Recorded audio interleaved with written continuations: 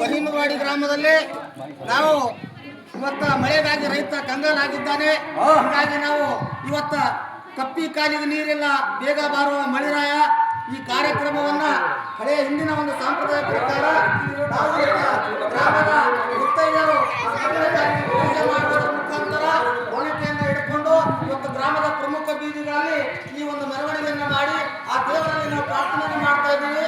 ಇವತ್ತು ಮಳೆರಾಯ ದವ್ವಾಗಪ್ಪ ಅಂತಕ್ಕಂಥ ಮಾತನ್ನು ನಾವು ಪ್ರಾರ್ಥನೆಯನ್ನು ಮಾಡುತ್ತಾ ಓಡಾದ ಸುಳಿವಿಲ್ಲ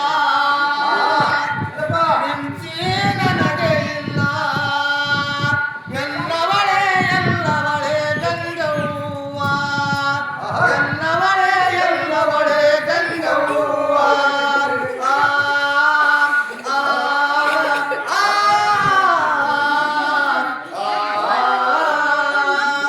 ಓಡಾದ ಸುಳಿವಿಲ್ಲ ಮಿಂಚಿ ನನಗೆ ಇಲ್ಲ ಎಲ್ಲವಳೆ ಎಲ್ಲವಳೆ ಗಂಗವ್ವ ಎಲ್ಲವಳೆ ಎಲ್ಲವಳೆ ಗಂಗವ್ವ ನೀ ಬೇಗನೆ ಬಾರವ್ವ.